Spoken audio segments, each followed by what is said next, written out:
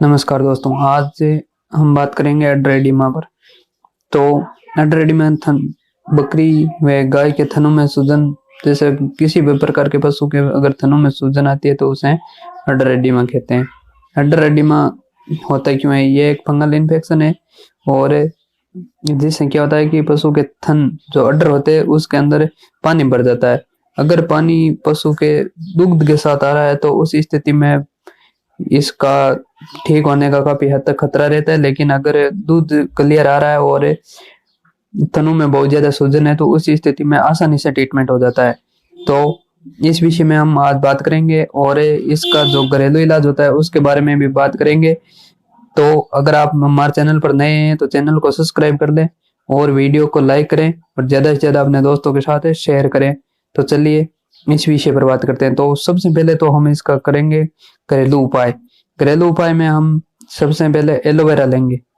जो एलोवेरा ग्वारपाठ आता है उसकी एक कली लेकर के उसमें से उसके अंदर जो भी रस निकलेगा वो निकाल लेंगे। वो निकालने के बाद उसके अंदर हम मिलाएंगे जो खाने का चूना आता है जिसे पान में मिलाकर खाया जाता है। उस चूने 20 ग्राम हम चूना लेंगे और 20 ग्राम हल्दी लेंगे। जो हल्दी की गठिया हल्दी आती है उसको कूट कर ले सकते हैं और जो पाउडर के रूप में आती है उसे भी ले सकते हैं। सब ज्यादा अच्छा अगर हमें गठिया हल्दी को खुद घर पर पाउडर बनाकर उपयोग में लेंगे तो बहुत ही अच्छा रहेगा। अगर इन सब को मिला करके हम एक पेस्ट बना लेंगे और उस पेस्ट को बकरी के थन पर लगा देंगे। अगर लगाने से पहले हमें पानी के गर्म करके पानी और पानी के अंदर फिटकरी डालकर उसे पानी से अच्छी तरह से थनों को धोएंगे। धोने के बाद इसको लगा देंगे और उसको पेट में खाने के लिए भी हमें देना पड़ेगा। उस पेस्ट को हम लगातार 3 दिन तक उस पशु के थन पर पेस्ट को लगाते रहेंगे। 3 दिन तक हमें रेगुलर लगाना है, सुबह और शाम दोनों टाइम। और रोज नए नए पेस्ट बनाकर उसी पेस्ट को रोज अलग अलग पहले दिन, दूसरे दिन और तीसरे दिन बना करके लगाना पड़ेगा। ऐसा नहीं है कि एक दिन बना लिया और तीनों दिन तक लगाते गए, ऐसा नहीं करना है। रोज नया बना करके लगाना है। और पशु को हमें खाने के लिए कम से कम 30 ml नींबू का रस 30 ml नींबू का रस लेना है और उसके अंदर 50 ml सरसों का तेल मिला करके और पशु को 3 दिन तक लगातार देना है। और 3 दिन के अंदर अंदर आपके थनों पशु के थन जो एड्रेडिमा की शिकायत है वो पूर्णतः ठीक हो जाएगी। तो अब बात करते हैं इसके अंग्रेजी ट्रीटमेंट की। अगर हमें पशु चिकित्सक को बुला करके क्या ट्रीटमेंट करवा सकते हैं तो उसके लिए चलिए चलते हैं इंजेक्शन टेबल पर। एडिमा के अंदर हमें जब थनों के अंदर पानी भर जाता है तो उस पानी को निडल्स में पंचर करके पानी को निकाल भी सकते हैं। अगर पानी ज्यादा भरा हुआ है तो हमें निकालना ही पड़ेगा।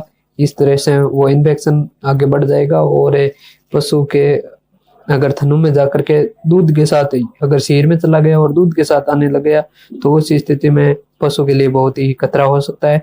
तो इसलिए हमें जहां तक संभव हो पशु के अड्डर को, अगर पशु हिलता डुलता भी है तो उसको अच्छी तरह से काबू कर लेना चाहिए और जो अड्डर के अंदर पानी भरा है उसे 16 नंबर निडल से हमें पंचर करके उस पानी को निकाल देना चाहिए। पानी को निकालने के बाद ही ट्रीटमेंट करना चाहिए, अन्यथा वो ट्रीटमेंट उतना कारगर नहीं होगा और ठीक होने में काफी समय लग जाए। चलिए दोस्तों बात करते हैं एड्रेडिमा की ट्रीटमेंट की।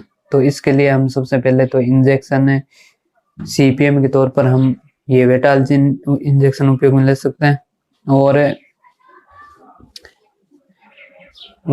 यदि ये उपलब्ध नहीं हो तो जो ये क्लोराजिन आता है जाइडस कंपनी का, जिसके अंदर क्लोरफेनेरमाइन मिलेट है आता है, जैसे ये क्लोराजिन है, ये लगभग जाइडस कंपनी का इंजेक्शन आता है, ये सभी जगह मिल जाता है। और इसकी अगर डोज की बात करें तो छोटे पशुओं के अंदर हम इसे 5 से 7 ml तक उपयोग में ले सकते हैं और बड़े पशुओं के अंदर 10 से 15 ml तक हम उपयोग में ले सकते हैं इस इंजेक्शन को।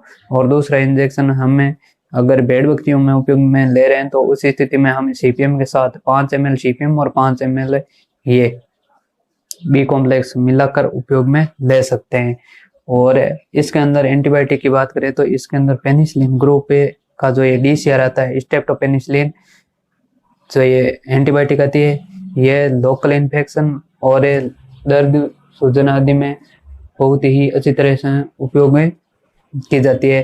तो ये अगर हम बड़े पशुओं के अंदर उपयोग में ले रहे हैं तो ठीक है, लेकिन छोटे पशुओं के अंदर इसकी डोज जो हाई हो जाती है। तो इसे हम 10 ml डिस्टिल्ड वाटर के साथ घोलेंगे तो इसका लगभग 12 से 13 ml घोल बनेगा, जिससे हमें 6 से 7 ml ही उपयोग में लेना है, बाकी को या तो फेंक देना है या किसी अन्य पशु अगर बीमारी है तो उपयोग में ले लेंगे, और लंबे समय तक इसे घोलने के बाद उपयोग में नहीं ले सकते। इसलिए अगर कोई नजदीक पशु नहीं है तो उसे फेंक देंगे।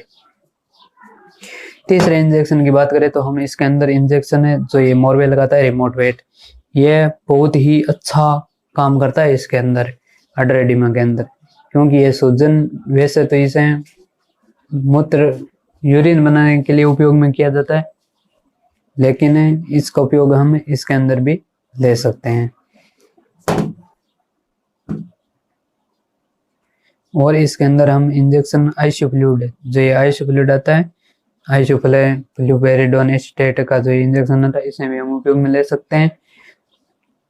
लेकिन इससे होता क्या है कि पशु का दूध कम पड़ने की शिकायत रहती है, लेकिन सूजन में ये बहुत ही अच्छा काम करता है, इसे हम उपयोग में ले सकते हैं। इसकी डोज छोटे पशुओं के अंदर हम 5 ml उपयोग में ले सकते हैं और बड़े पशुओं के अंदर इसे 10 ml उपयोग में ले सकते हैं, और ये प्रेगनेंसी सेफ है।